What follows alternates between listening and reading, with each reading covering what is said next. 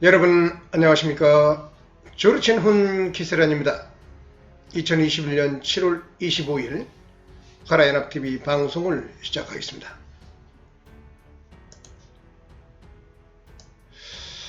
오늘의 주제는 카라 의문협정을 통해서 한국과 일본이 함께 정신문화적으로 일체감을 갖고 크게 웅비해 나가기 위해서는 카라 의문협정을 통해서 확실한 하나의 공동체로서 묶일 수 있어야 된다.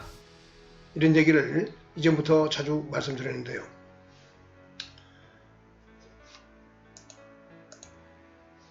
앞서 말했듯이 카라어는 한국과 일본어를 잇기한 한반도 남부에 있었던 고대의 근본적인 뿌리여다. 거기로부터 한국과 일본어의 말이 갈렸다. 이런 전제를 깔고 카라어라는 개념을 크게 상정하고 그게 북방으로부터 BC 3세기부터 AD 7세기 사이에 신라가 삼국을 통일하는 한반도에서 그 과정까지의 동아시아의 격변기에 북방으로부터 한자, 투르크어, 몽골어, 퉁구스어가 결합되면서 한국에서 숙성기를 거치고 일본어까지 형성되었다. 이런 얘기를 말씀드렸습니다. 근데 오늘의 얘기는 한국인들이 보다 일본을 잘 이해하기 위해서는 일본 사람들이 쓰는 언어 생활, 그리고 특히 그 문자, 가나에 대해서 한국인들이 좀 실감나게 이해를 좀 할 수 있도록 중요한 힌트를 제가 말씀드려야겠다. 그런 의미에서 오늘의 주제는 일본어의 수수께끼라고 잡아봤습니다. 먼저 이 본 말에 들어가기 전에 간단한 한자어를 일본어와 한국어와 중국어가 어떻게 다르게 발음하는 것을 예를 들어서 우리가 인식해보고 그 차이점으로부터 한국어와 일본어가 어떠한 이질감으로 변치해 왔는가를 느낄 수 있도록 유도해 보도록 하겠습니다. 그 한자가 제가 일본어를 20대 초에 일본어를 처음으로 접하면서 공부를 해 나가는데요. 말을 배워보니까 한국어와 문법적으로랄지 많이 유사한 것이 있어가지고 쉽게 접근이 될 것 같았는데 어떻게 한자 발음을 익히는 데 있어서는 일본 사람들은 이 한자들을 왜 이런 식으로 발음할까? 한국 발음하고 비교해서 어떤 뭔가의 힌트를 좀 얻고 싶어서 무지 머리를 싸매고 노력한 적이 있습니다. 근데 그런 과정에 도저히 이해가 안 되는 한자어가 있었습니다. 일본 사람들이 이 한자어를 발음하는데 왜 이런 발음이 나올 수가 있을까? 일본 사람들은. 그 한자가 여기 보이는 형제라는 한자입니다. 형제. 한자로 형제 써있죠. 똑같은 한자를 한국과 일본과 중국은 다르게 발음합니다. 지금부터 발음을 해보겠습니다. 형제, 우리가 알다시피 한국어는 이렇게 발음하죠. 일본어로는 교다이 이렇게 발음합니다. 중국 발음으로는 한글로 굳이 표기하면 숑디 이렇게 발음한다고 보겠습니다. 한국어와 중국어는 발음상 상당히 유사하다고 볼 수 있습니다. 여기 종성 이응이 살아있으면서 히응 발음이 시옷 발음으로 바뀌고 여라는 복모음이 요라는 복모음으로 달리 발음될 뿐 발음을 해보면은 형, 비슷하죠. D도 이게 뒤에 복모음이 단순화돼서 E로 처리되고 앞에 지읒이 국외음화해서 디귿으로 처리하면은 간단하게 숑제가 숑디와 별 차이 없는 발음이라는 것을 금방 알 수가 있습니다. 그런데 문제는 이 일본어입니다. 이 일본어에서는 교다이라고 발음하는데 어떻게 이렇게 발음될 수 있을까? 먼저 간단하게 설명하면 이렇습니다.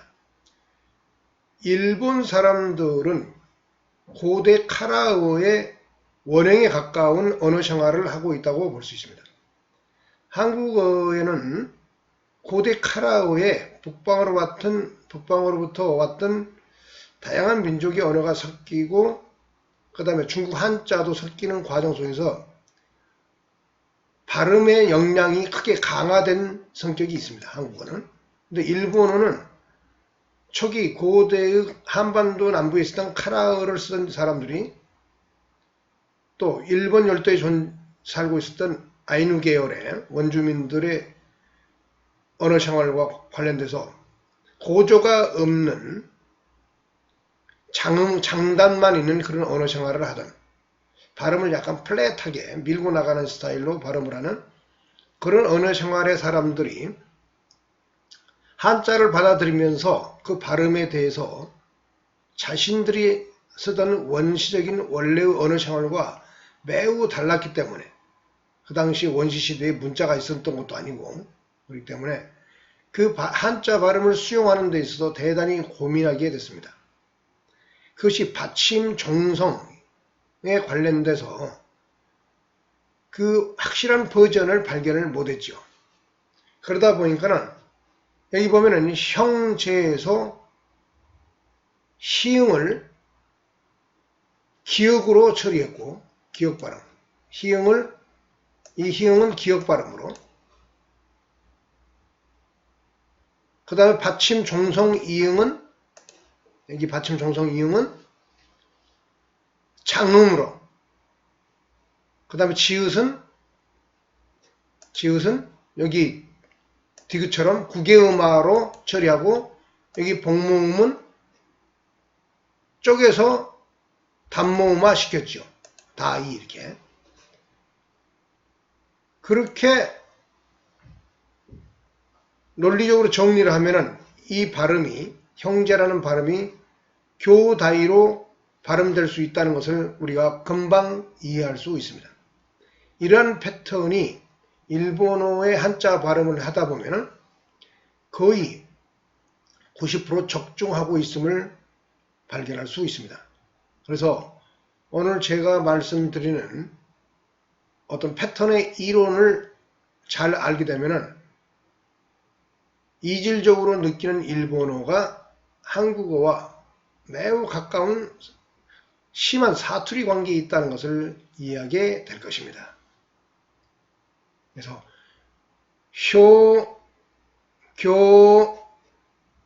자이, 다이, 그래서 교다이, 그래서 형제라는 발음이 일본에서는 이렇게 교다이로 발음이 될 수 있는 것입니다. 그래서 본론으로 들어가서 일본어 수수께끼,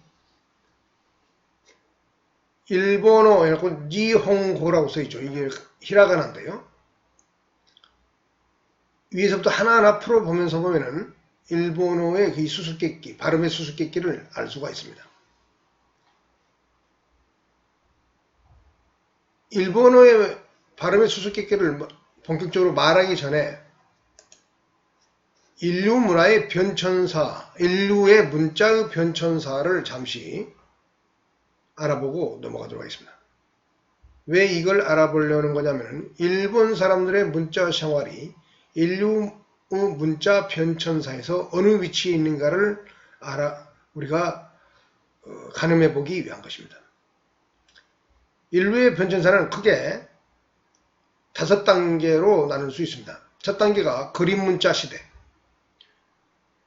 오늘날도 그림 문자를 쓰는 지역이 있죠. 동아시아, 한자 문화권이 이것입니다. 특히 한자가 그림 문자의 대표적인 거죠. 오늘날도 쓰고 있는 그림 문자. 그리고 고대 오리엔트, 수메르 문자랄지, 그 다음에 이집트 문자, 메소포타미아의 초기 문자들은 모두 이 그림 문자에 해당하게 되겠습니다. 그 다음에 인류는 고대 그 문자를 발전시킨 게 동양에서는 계속 한자 문화고 한자 중심으로 해서 오늘날까지 이 한자가 그림 문자로서 잘 유지되고 고도화되고 세련돼서 쓰이고 있지만 메소포타미아와 이집트를 중심으로 하는 이 지중해 지역에서는 이 그림 문자를 버리고 음절 문자의 시대로 진행합니다. 그 음절 문자를 쓰던 사람들이 누구냐 하면은 고대 그리스 미케네의 선형 문자라는 게 있습니다. 라인, 선형 문자. 이게 대표적인 음절 문자입니다. 그리고 가나가 바로 음절 문자에 해당하겠습니다. 일본 가나가 음절 문자에 해당하는 문자입니다. 그러니까 인류의 문자의 편전사로 봤을 때 일본 가나는 이게 두 번째 단계의 음절 문자의 위치에 있다. 이 얘기죠. 이렇게 쓰던 지중해 지역, 메소포타미아 지역의 사람들은 그 다음 단계로 지중해 무역을 장악했던 이 페니키아인에 의해서 혁명이 일어납니다. 카르타고를 건설했던 이 페니키아인, 원래는 오늘의 이스라엘 시돈과 투르스에서 시작해서 지중해 지역의 상업을 장악해 가면서 초기에 패권을 잡아갔던 사람들인데요. 그 사람들이 그 무역을 하면서 필요했던 자기들의 기록을 문자를 사용했던 게 바로 이전에 있었던 그림 문자랄지 음절 문자를 보다 단순한 문자를 발견했습니다. 근데 그때 페니키아인들은 이 자음 문자를 발견했습니다. 자음 문자. 모음은 없었고 자음만 있는 그런 문자를 발견했다 이거죠. 예를 들면은 여기 보면은 지읒이라는 발음을 표시하는 문자만 있었고 아를 아라는 이 아는 없었다 이 말이죠. 이응 뭐 이런. 그다음 비읍, 부, 피읍 이런 걸 표기하는 문자만 있었지 여기에 붙어있는 모음에 해당하는 문자는 발견을 못했다 이런 얘기입니다. 그래서 문자를 발음하는 데 있어서의 불완전성이 존재했겠죠. 지읒에다가 아를 붙이면 자, 지읒에다가 오를 붙이면 조, 지읒에다가 어를 붙이면 저 이렇게 발음이 변화가 올 수 있는데 이 지읒이라는 음만 알고 있었기 때문에 정확한 음가를 사람들에게 의사소통하는데 잘 쓰기가 쉽지 않았던 좀 불안정한 상태의 문자 생활이다 이렇게 말씀드릴 수 있습니다. 그런데 이 페니키아인들과 함께 상업을 하면서 지중해 지역에 중요한 역할을 했었던 유럽 문명의 진정한 창시자라고 볼 수 있는 이 그리스인들에 의해서 이 모음이 발견됩니다. 그래서 그리스인들이 모음이 발견됨으로 인해 가지고 그리스인들은 기존에 있었던 자음에다가 모음을 결합해서 말 그대로 이걸 합치면은 이게 음소 문자가 되는 것이죠. 음소 문자의 시대에 본격적으로 진입합니다. 됩니다. 그래서 오늘날 쓰고 있는 로마자, 그 다음에 그리스, 히랍 문자, 아랍 문자, 그 다음에 러시아인들이 쓰는 키릴 문자, 그 다음에 우리 한글, 이 모든 것들은 이게 자음과 모음으로 분리할 수 있는 음소 문자에 해당하는 것들입니다. 그래서 오늘날은 바로 이 음소 문자가 일반화된 시대에 살고 있다. 그런데 현대에 와서도 여기 두 번째 단계의 음절 문자에 해당하는 그 문자 생활을 하는 나라가 있습니다. 그 사람들이 바로 여기 일본인이 되겠습니다. 이 일본인들은 거의 유일하게 음절 문자를 쓴 나라입니다. 그것이 바로 이 가나라는 것입니다. 그래서 대부분 한국인을 포함한 대부분의 세계인들은 이 음소 문자 시대를 살고 있는데 일본인들은 여전히 음절 문자라는 가나를 쓰고 오늘날 살고 있기 때문에 한국인과 일본인이 원래의 언어의 출발은 이렇게 유사했지만은 이렇게 카라오의 북방의 유목민족어랄지 한자가 섞이면서 일본어와 한국어 같은 카라오권으로서 하나의 언어가 만들어지고 발달했지만은 상당히 발음상에서는 이질감을 느낄 수 있는 그런 현대를 한국과 일본인이 서로 다르게 살고 있다. 그거는 바로 원인은 여기 음절 문자를 쓰고 있는 일본과 한글을 쓰고 있는 한국인과의 문자적 어떤 습성의 차이에서 기인하는 것이 큰 비중을 차지하고 있다. 저는 그렇게 보고 있습니다. 음절 문자는 말 그대로 음성의 분절이 제대로 이루어지지 않아가지고 음의 덩어리 상태에서 문자를 개발한 겁니다. 여기 보면은 이쪽으로는 아, 이, 우, 에, 오 히라카나고 여기도 이제 아, 이, 우, 에, 오 카타카나인데요. 세로로 아가사타나마야라와라는 또 이렇게 발음이 문자가 있습니다. 근데 밑에 보면은 한글로 써 있는데요. 아, 이, 우, 에, 오. 우리는 아 하면은 이음과 아를 자음과 모음으로 쪼갤 수가 있죠. 이도 쪼갤 수가 있고요. 우도 쪼갤 수가 있습니다. 근데 이게 아라는 이 발음은 한자의 초소를 떼가지고 만든 편안한 안자에서 의 초소를 아로 쓴 건데요. 문자적으로는 이 아라는 발음을 쪼갤 수가 없어요.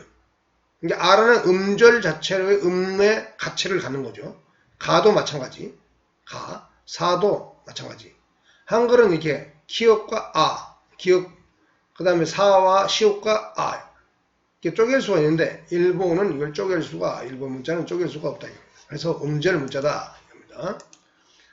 반면에 우리 한글은 모음과 자음, 기역, 니은, 디귿, 리을, 아야오요요 이렇게 쪼개서 이걸 횡렬 조합을 하면은 문자가 음절 문자가 이렇게 만들어지고 거기에 여기는 자음을 갖다 붙이면은 가에다가 간, 갓, 갈, 미음을 붙이면 감.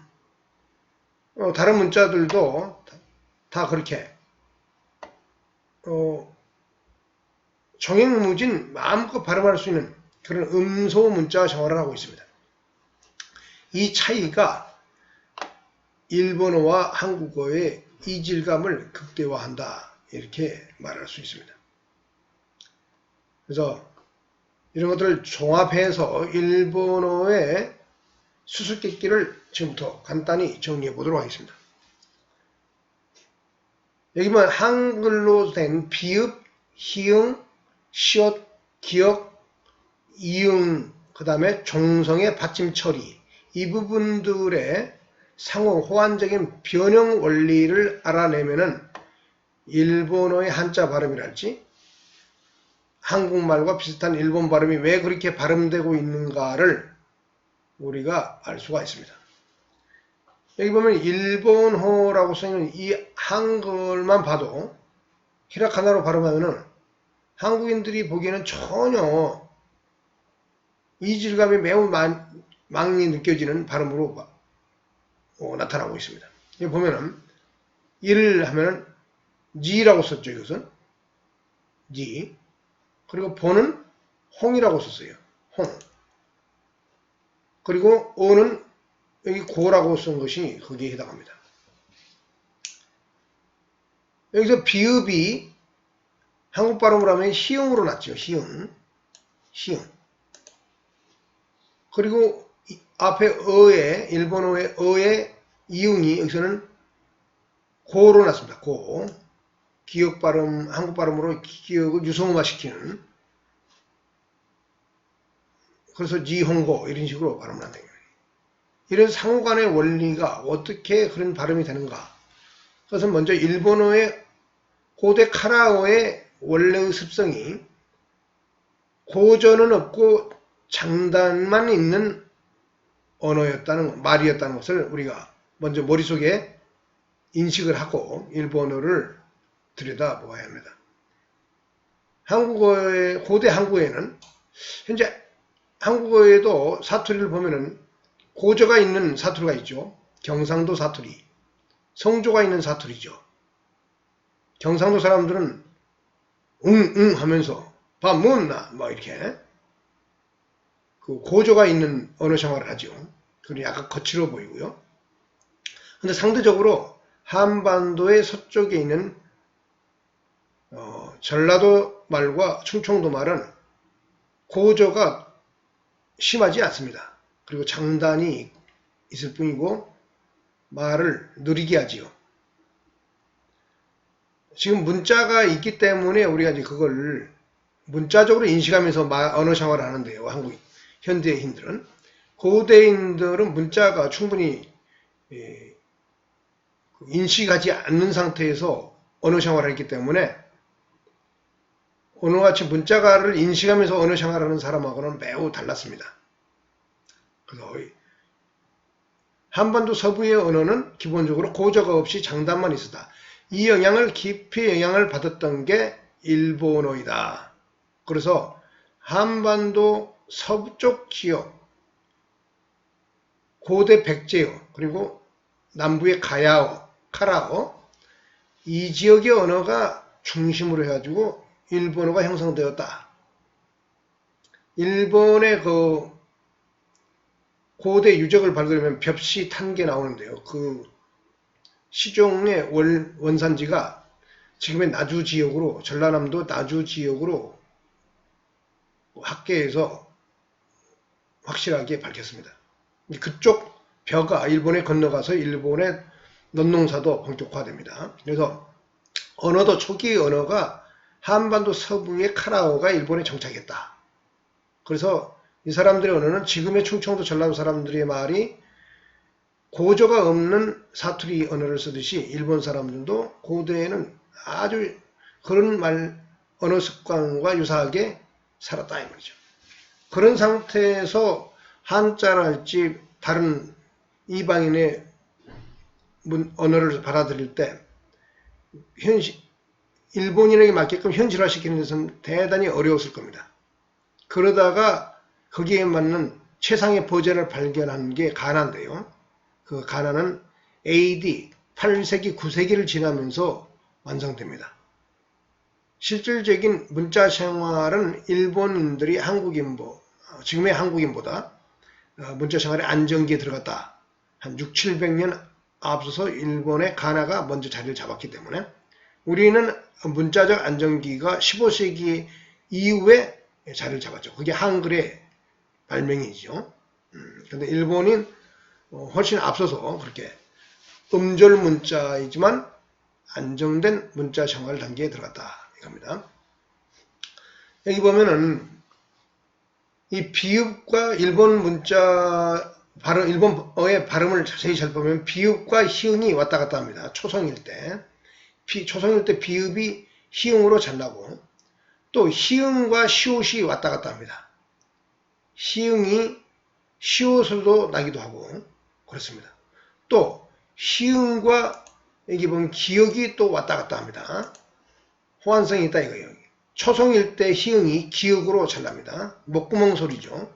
히읗과 기역은 둘 다 아설순치 후 훈민정음 해례본에 보이는 그 발음기관의 위치를 봤을 때 기역도 기역 할 때 목구멍에 중심을 두어서 나죠. 목구멍이 열린 상태에서는 흐 발음이면 목구멍이 아주 닫히면은 기억이 되죠. 거칠게 닫히면은 키역이 되고요. 그래서 같은 먹구문 소리니 희응과 기역이 왔다 갔다 한다. 일본 발음을 보면은 그런 것들을 우리가 이해해야 됩니다. 그 다음에 이응이 초성이 왔을 때는 또 기역과 왔다 갔다 합니다. 이응에서 기역으로 기응으로 이렇게 바뀌어서 나는 경우가 있다 이거죠. 일본어를 발음하면 한국 발음은 일본어인데 일본 발음으로는 니혼고 또는 니번고 이렇게도 할 수 있죠. 근데 일본인들은 니혼고 이렇게 합니다. 중국어 발음은 르번위 이렇게 발음합니다. 이게 위 이렇게 되고 르번위 이렇게 르번위 이렇게 똑같은 한자인데 발음이 이렇게 다른 거죠. 그래서 비읍과 희응의 호환성, 시옷과 희응의 호환성, 희응과 기역의 호환성, 이응이 초성일 때 기역으로 잘 나는 측면들, 이런 것들을 경험적으로 자꾸 느끼고 이해하다 보면 일본어의 발음에 쉽게 다가설 수 있습니다. 그 다음에 종성의 받침 처리, 한국어에는 받침이 잘 발달되어 있죠. 종성의 받침 소리에 닫히는 기역이랄지 비읍이랄지 뭐 시옷이랄지 이런 것들은 전부 받침에서 좀 닫힌 음에 해당하죠. 한국 발음으로. 이런 것들은 일본어에서 어떻게 받침을 처리하고 있는가 이런 것들을 간단하게 확인하는 시간을 갖도록 하겠습니다. 여기 보면은 한국말로 담뿍이란 말이 있습니다. 담뿍. 뭘 좀 담뿍 담아줘 할 때 담뿍입니다. 이 담뿍은 일본어에서는 여기 보이는 대로 답뿌리 이렇게 발음합니다. 히라카나로 답뿌리 이렇게 씁니다. 한글로 표기하면 답뿌리 이렇게 되는데 일본 발음으로는 답뿌리 이렇게 씁니다. 담뿍을 현재 쓰고 있는 일본 발음 답뿌리 말고도 이렇게도 쓸 수 있을 것입니다. 담북구. 어차피 일본 사람들이 음절 문자인 가나를 쓰기 때문에 음절 문자식으로 담뿍을 표기해 보겠습니다. 근데 일본 사람들의 또 특징이 받침 이 미음이 전부 니은이나 이응으로 납니다. 일본 사람들은 받침에서 입술을 붙이는 미음이랄지 비읍 발음을 할 수가 없는 문자 생활을 하고 있습니다. 이걸 발견을 못한 거죠. 받침 미음 비읍을 발견을 못한 겁니다. 그래서 단북구 이렇게 발음을 합니다. 또는 다무북구 이렇게도 할 수 있겠죠. 다무북구 왜냐면 이 음절을 쪼개야 되니까. 근데 현실적으로 일본 사람들은 이것을 답뿌리라고 발음합니다. 그래서 답뿌리의 원 한국어는 현재서는 담뿍과 답뿌리 같은 말이다. 같은 원시의 뿌리에서 파생된 거다. 이렇게 볼 수 있습니다. 일본어하고는 한국어는 이런 말들이 굉장히 많습니다. 그 다음에 밭은 일본 발음으로 핫다케 이렇게 발음합니다. 핫다케. 근데 핫다케가 왜 들 수 있느냐? 위에서 말씀드렸던 비읍, 희응, 시옷, 기역, 이응 이 알파벳 발음들의 상호 호환성 각도에서 접근하면 금방 이해합니다. 일본어가 음절 문자라는 거, 받침을 발음하기가 발음이 없다는 거, 받침을 붙이는 발음이 없다는 거, 이런 것들을 착안해서 한국어의 밭이 핫다케가 되는 원리를 설명해 보겠습니다. 밭에서 받침 디귿을 할 수가 없으니까 뒤로 한 음절 빼는 거예요. 받다가 되는 거예요. 받다가 되는데 일본 사람들은 초성 비읍이 왔을 때는 어떤 이유인지 모르게 대부분이 시용으로 합니다. 나중에 자주 보면 알겠지만은. 그래서 핫다케 걔는 이제 언어 생활의 편의상 붙은 거라고 저는 봐요. 그래서 핫다게 이게 밭이 받다라고 일본 음절 문자로 표기를 하면 이렇게 될 수 있는데 이것이 현재 일본 사람들은 하타케, 이것이 밭입니다. 그래서 밭과 하타케가 같은 원시어에서 파생됐음을 우리가 이해할 수 있습니다.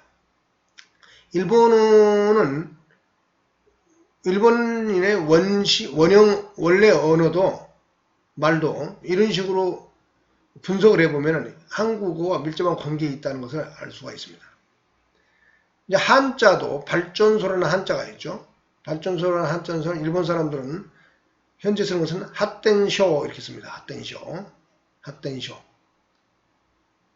핫텐쇼인데 굳이 이제 제가 음절 문자를 쓰는 일본 사람들에 맡겨서 한번 바꿔봤어요. 그런데 이 발전소가 한자이기 때문에 일부 중국 사람의 발음을 먼저 써보겠습니다. 발전소 이렇게 하지만 중국 발음으로는 빠띠엔쇼 이렇게 발음합니다. 빠띠엔쇼 그러면은 중국 발음으로 발전소가 되겠습니다. 여기 보면은 빠띠한테 받침은 한국에 리을이 없지요. 한국어의 받침들은 대부분 중국 발음에서 거친 성조에 해당한다는 것을 알 수가 있습니다. 중국어는 성조이기 때문에 성조를 쓰면서 한국어의 음도를 좀 느리는 면이 있어요. 풀어 헤친다 이 말이죠. 근데 이걸 일본 발음으로 한번 해보면은 바라덴쇼 이렇게 할 수 있어요. 이 지읒을 띠엔할 때 쌍디귿 내지는 디귿으로 이렇게 하는 이유는 국외음화적 성격이 있는 겁니다. 현재 핫땡쇼 할 때 이 국외음화가 지읒이 디귿으로 변했지 않습니까? 핫땡쇼. 그래서 하라땡쇼 이렇게도 할 수 있죠. 또는 밭땡쇼 이렇게도 할 수 있습니다. 또는 비읍이 일본어에서는 시음으로 잘난다니까 핫땡쇼 이렇게 할 수도 있습니다. 또는 이 받침 리을이 일본어에서는 이 쯔 발음을 써서 한국의 사이쇼처럼 바치덴쇼 이렇게도 할 수 있습니다. 그런데 이런 모든 가능성들을 전부 배제하고 현재 일본인들은 핫텐쇼 발전소에 가장 가까운 발음으로서 핫텐쇼 이런 식으로 발음한다. 여기서 정성의 받침 처리를 하겠는데 이게 리을이죠. 리을. 이 리을을 여기 보면은 이 쯔 발음 이게 여기서는 여기 시옷에 해당하는 건데요. 발전소 그래서 리을을 이 쯔 발음으로 처리했다 이거를 알 수가 있습니다. 축약을 그렇게 했다 이 말이죠. 왜 그냐? 정성의 받침 처리할 만한 문자를 다양하게 문자를 고안하고 음소 문자를 쓰는 그런 버전을 발견하지 못했기 때문에 결국은 가장 적절한 걸로서 타협한 것이 여기 시옷도 쯔로 리을도 여기 쯔로 여기 단부갈제 비읍도 여기 시옷 쯔로 이런 식으로 받침을 처리하고 있습니다. 대부분의 일본 사람들의 한국어의 받침에 해당하는 닫힌 발음은 전부 이 쯔 발음으로 히라카나의 쯔 발음으로 처리하고 있음을 우리가 이해하면 일본어의 발음이 아주 쉬워집니다.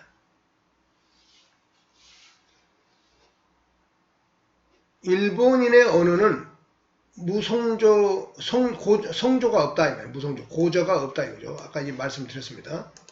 고대 카라인어, 전라도와 충청도의 언어가 고대 카라어의 오늘날까지 남아있는 핵심인데요. 성조가 없죠. 고저가 없죠. 그런 언어 생활을 하다 보니까는 기음을 토하는데 매우 절제된 습성을 갖게 됐다. 성조가 있으면 기음을 활달하게 토하면서 말을 하게 되는데 목구멍에서 나오는 기음을 절제되게 토해내는 습성이 있다. 그러다 보니까는 일본 사람들은 발음이 한국인들이 느끼기에 좀 답답한 느낌이 나는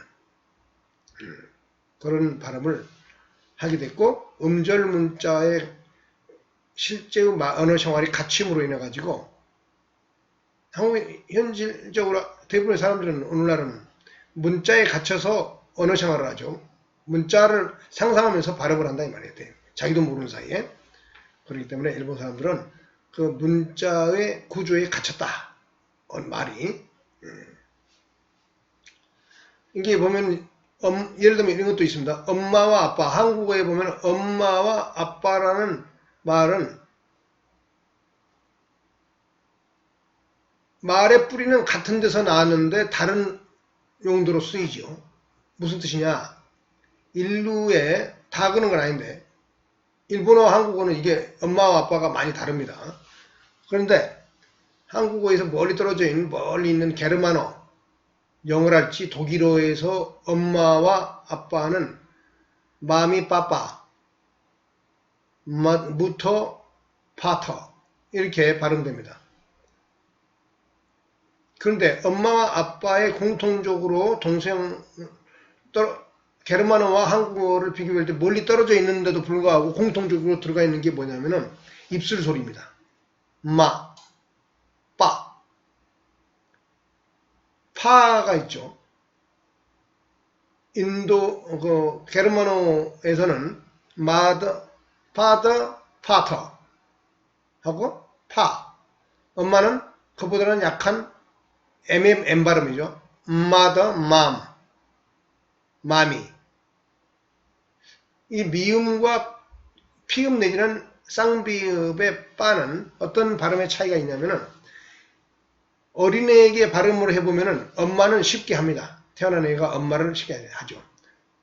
마는 그게 뭐냐면은 어린아이가 태어나고 생명을 유지되니까 뭘 먹어야 되죠. 그래서 첫 번째 엄마의 젖을 빨죠. 젖을 빨 때 입술로 엄마의 젖을 빠는데 입술 발음이 맨 먼저 발달하는 겁니다. 그런데 아직 폐활량이 충분히 발달되지 않은 상태에서 어린애이기 때문에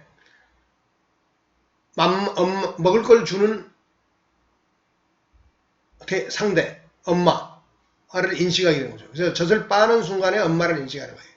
그것이 언어로서 정착한 게 동서양을 막느라고 엄마, 맘마, 마미, 먹을 걸 주는 사람이란 뜻입니다. 엄마는 생명을 주고 먹을 걸 주는 사람, 엄마가 그런 뜻이죠. 어린아이가 입을 쩝쩝거리는 모습이 말로써 자리 잡은 게 엄마다. 근데 엄마 옆에서 같이 돌보고 사는데 엄마하고 비슷한 역할을 해주는 보호자가 있죠. 그 사람이 아빠입니다. 근데 엄마 다음에 아빠라는 말을 가르칠 때 어린아이들은 아빠라는 소리를 쉽게 못합니다. 갓난아기는. 그게 뭐냐면 폐가 좀 발달되고 심지어는 아빠 해봐라고 했을 때 아빠 소리를 내게 하기 위해서 엎드린 상태에서 등을 살짝 눌리면서 아빠를 시키면은 아빠라는 발음이 나옵니다. 왜 그러냐면 폐가 덜 발달되어 있기 때문에 기음을 강하게 토해야만이 빠라는 발음이 나와요. 기음을 강하게 토해는 능력이 안 되는 갓난아기는 아빠란 발음이 어렵습니다.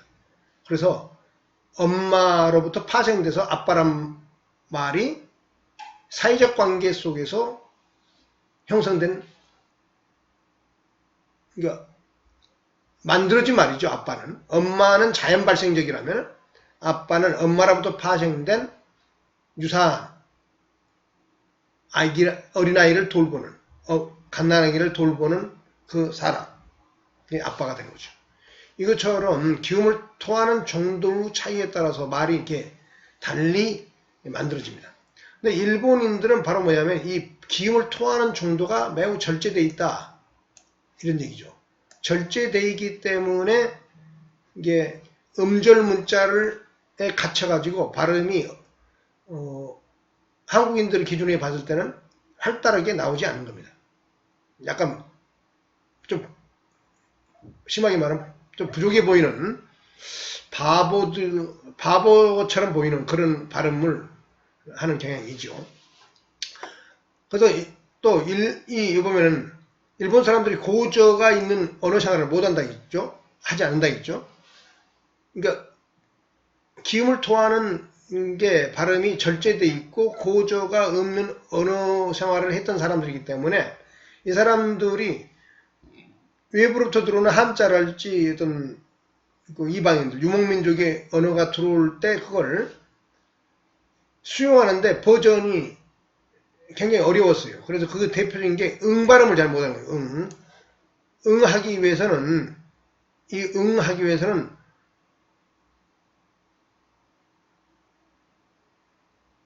아랫배에 힘을 주고 기음을 강하게 토해내면서 응 이렇게 하면이 응이 발음이 됩니다. 근데 일본 사람들은 그 기음을 토해내는 정도가 약하다겠죠. 그러다 보니까 그 유사한 것도 그래서 응이 이응이 아니고 니은 내지는 종종 니은 정도로 발음되는 그런 경향이 있습니다.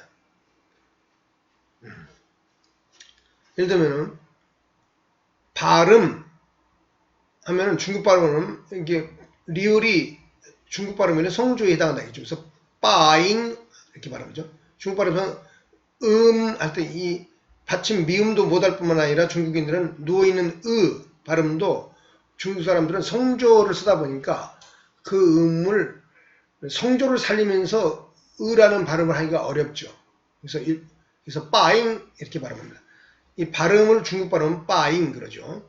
근데 이거를 발음을 일본 발음으로 하게 되면은 받침 니을이 이 쯔 발음으로 닫히는 발을 할 때 이게 닫히는에 해당합니다. 그래서 이 쯔 발음으로 처리한 겁니다. 그래서 밭쯔옹인데 일본 사람들은 바 하려면 기음을 강하게 토해내야 되죠. 여기 보면 기음의 정도 차이겠죠. 기음을 한국인보다 강하게 토해내는 성격으로 발음을 하지 않는 습성 때문에 핫쯔, 바쯔가 핫쯔, 비읍이, 여기 보면은 비읍이 여기 희응 발음으로 나는 겁니다. 그래서 일본 사람들이 이 응 발음을 강하게 못하고 기음이 약하게 토해내는 그 언어 습성상 비읍 발음도 이게 희응 발음으로 처리한다. 그래서 비읍을 하쯔옹, 하쯔, 그 다음 음도 엉 이렇게 발음하는 겁니다. 이게 운동장도 중국 발음으로는 윈둥장인데요. 윈둥창인데요. 일본 발음으로는 운동장 이렇게 하지 않고 정성 이응 두 개 다 모두 장으로 처리합니다. 일본 발음에서는 한국어랄지 중국어의 정성 이응 발음은 모두 장으로 장음. 일본어는 장단의 언어지 고제의 언어가 아니라겠죠. 고제의 언어를 잘 하려면 기음을 활달하게 토해내야 되는데 일본 사람들의 언어 습관상 그러지 않다. 이거예요. 고대 카라의 언어 습관이 그러했다. 이렇게 볼 수 있습니다. 그래서 이 동도 장음 처리해서 도 장도 짱 그런 게 아니라 쪼 그래서 도 다음에 여기 쪼 도 쪼 이렇게 도 쪼 히라카나로 그렇게 발음하는 겁니다. 그래서 종성 이응은 일본 발음에서는 전부 장음으로 처리한다. 길게 발음한다 이겁니다. 그럼 일본어가 되는 겁니다. 음절과 음소 언어 차이. 음절, 덩어리, 음소는 가루. 그러니까 한글은 가루적 알파벳인 거죠. 근데 일본 가나는 음의 분절이 덜 일어나가지고 덩어리에 해당하는 거예요. 바로 그 차이에서 음성 분절의 완성도가 일본어가 많이 떨어진다. 일본 사람들이. 그래서 한국인들이 보기에 일본 사람들의 언어 생활에서 발음은 매우 부적절하고 미발달된 상태로 느끼게 된다. 이런 얘기가 되겠습니다. 그래서 일본어의 그래서 수수께끼는 비읍이 희응으로 바뀌는 거, 희응이 기읍으로 바뀌는 거, 시흥이 시옷으로 바뀌어서 발음되는 거. 한국어와 비교했을 때. 이응이 기역으로도 발음되는 거. 그 다음에 종성의 닫힘이 받침 처리는 전부 이 쯔 발음으로 한다는 거. 이러한 원리만 습관적으로 우리가 정서적으로 이해만 하면은 1번 발음을 금방 한국인들은 이해하고 접근이 가능합니다. 카라 음운 협정을 통해서 한국과 일본이 하나의 나라로 만들어 갈 때 한국인들은 그런 각도에서 일본어를 이해하게 된다면 일본어가 먼 나라의 얘기가 아니라 우리 이웃집의 사투리 정도로 가볍게 인식될 수 있다. 그렇게 정리할 수 있겠습니다. 카라 음운협정이라는 것도 일본식으로 발음하면은 아까 말한 그 이론상으로 발음하면 이렇게 되면 카라 고먼교대 이렇게 발음합니다. 카라 교먼교대 어는 고라고 발음하죠. 이게 이응이 초성의 기역으로 난 그런 케이스에 해당합니다. 문은 먼 앞에 발음 때문에 먼 이렇게 발음합니다. 그리고 한국어의 비읍, 종성 비읍에 해당하는 것들은 일단 협을 먼저 위에 혀를 먼저 하면은 효가 되죠. 효가 되고 이 받침 기역은 대부분 장음으로 처리됩니다. 장음으로 처리됩니다. 그래서 효를 장음으로 처리하면 효가 되는데 초성 이응이 일본어에서는 희한하게 자꾸 기역으로 발음됩니다. 그래서 한자에서 초성 희응인 경우는 일본 발음에서 대부분 기역으로 발음하면 맞습니다. 그래서 효가 교 그렇게 되고요. 정은 이 받침 이응이 장음으로 처리되죠. 장음으로. 그래서 먼저 정하지 않고 이걸 장음으로 처리해서 발음하면 저가 되는데 지읒을 국이음화 시키면은 일본 발음은 지읒이 일본 발음은 이 디귿으로 많이 납니다. 해도지 히다치 하는 것처럼 국이음화되고 그리고 어가 이제 그것은 대가 이렇게 되는 거죠. 그래서 장음으로 처리하면은 이 정이 대 이렇게 난다 이거죠. 그래서 카라 고먼 교대 이게 일본의 카라 음운 협정을 일본식으로 발음하면은 카라 고먼 교대 이렇게 발음하는 겁니다.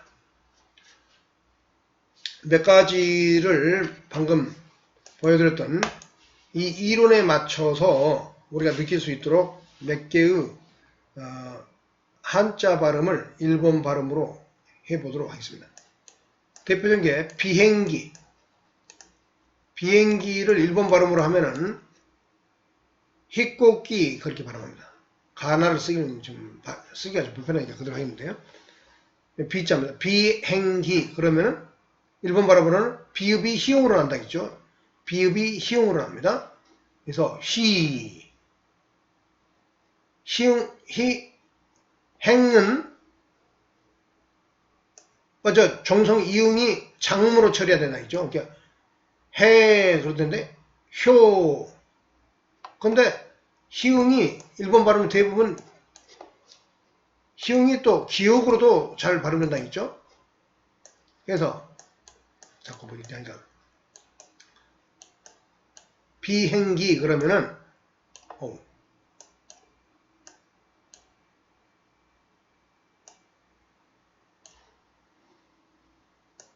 비행기 이렇게 하면은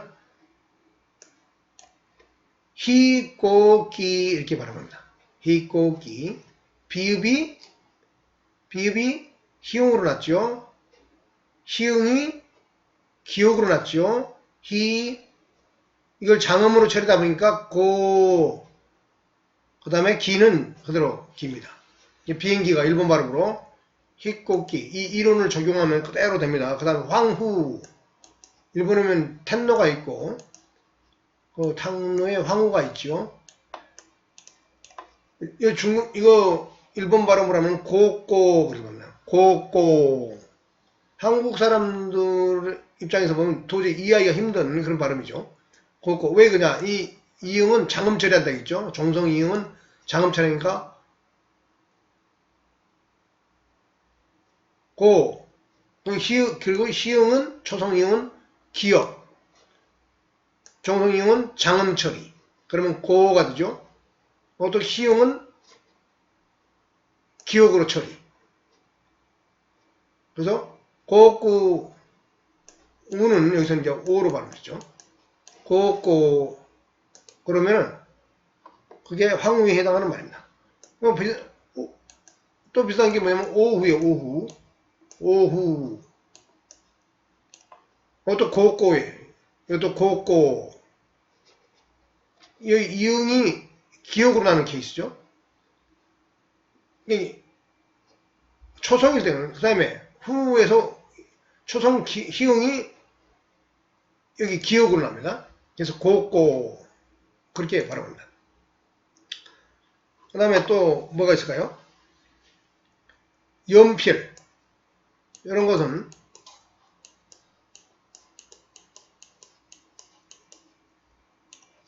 연필입니다. 우리 여 이름 발음은 복문은 이거는 N 이렇게 발음합니다. N 이거는 그대로 발음하는 거예요. N 그 다음에 P MB 그리고 리을은 종성 리을은 전부 일반적으로 쯔로 처리합니다. 쯔 여기 보면 답부리 할 때 이게 쯔 있죠. 이게 핫땡쇼 할 때 이게 쯔 있죠. 사이쇼처럼 핫종 할 때 쯔 있죠. 이렇게 닫힌 느낌의 리을은 받침은 전부 이 쯔 발음으로 처리한다. 사이쇼 한국의 사이쇼하고 유사한 사이쇼 그런 정도 느낌으로 처리하면 일본어는 거의 맞다 이겁니다. 그래서 연필은 MP쯔 그 다음 결혼에서도 잘 보면은 복모음 여는 일본 발음이 없지요. 이게 에로 처리하는 거예요. 에로 이게 get 그리고 리을은 쯔로 그래서 get쯔가 되는 거죠. get쯔 그리고 희응은 여기 보면 기역으로 나죠. 기역 초성 희응은 대부분 기역으로 쳐야 돼요. 같은 목구멍 소리의 계열 중에 좀 닫힌 기역으로 변형된다는 걸 알 수 있죠. 그래서 일본 발음으로는 결혼은 객공 니은이 이럴 때는 이 발음의 이응으로 납니다. 이응 받침의 니은이 객공 앞뒤의 발음의 언어의 경제성 편리함을 생각하면 금방 이해할 수 있습니다. 결혼은 일본 발음으로 객공 그 다음에 또 있습니다. 결과 그런 것들은 그런 이 패턴을 적용하면은 정확하게 맞는 것들이 많습니다. 이것은 get즈까지요. 이거는 이 복모음 이렇게 O에서 R로 하는 이런 발음들은 일본 발음에는 불가능하니까 이거 전부 가로 처리됩니다. 가. 그런 것들은 가로 처리돼요. 이거는 받침 리을은 여기 쯔로 처리되죠. 이거 쯔. 그래서 get즈가인데 심하게 추가를 하면은 한국 발음으로 굳이 쓰면은 객가 이렇게 발음한다 이거죠. 이 결과라는 한자를 발음할 때 객가 이렇게 씁니다. 객가 그런 식의 받침 리을은 대부분 전부 일본 발음에서는 쯔로 처리한다. 이게 단북에서도 받침 미음도 초성이 이렇게 답부리 이렇게 해서 이렇게도 처리됩니다. 그러니까 리을만 그런 게 아니고 이런 받침이 왔을 때 좀 거칠게 닫힌 느낌은 전부 이 쯔로 처리한다. 쯔. 그렇게 이해하시면 됩니다. 그 다음에 오전 이것도 보면 그것이 그대로 적용됩니다. 오전 이응이 뭘로 나요? 이게 기역으로 나요. 기역. 그래서 고전 그래서 이것은 발음이 고젠이 고젠. 오전 오후 할 때 고젠 또 고고 이렇게 되는 거예요. 오전 오후.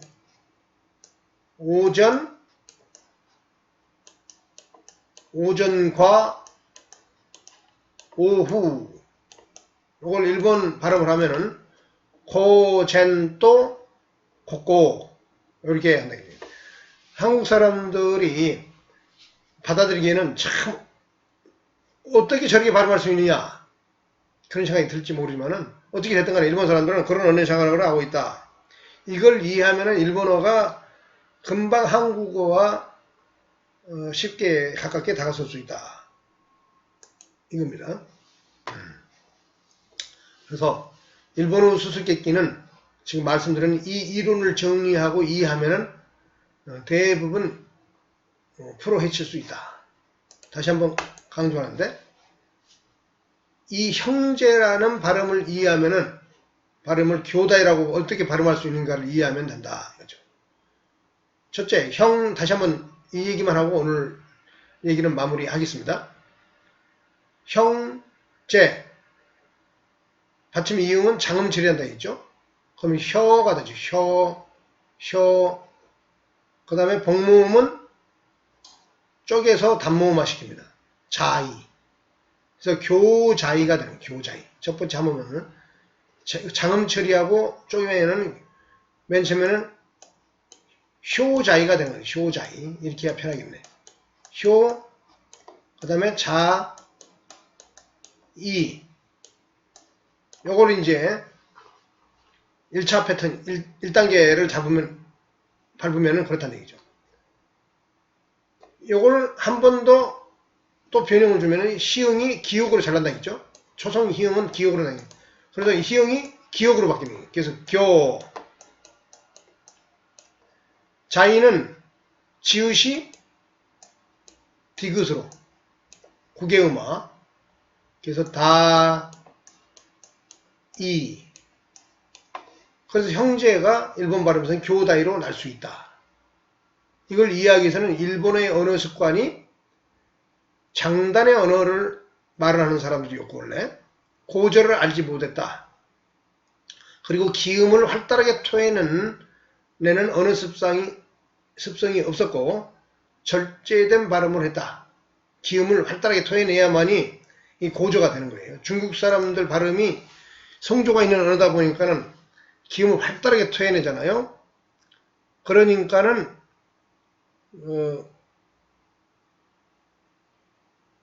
그 받침 이응도 잘하고 그러는 겁니다.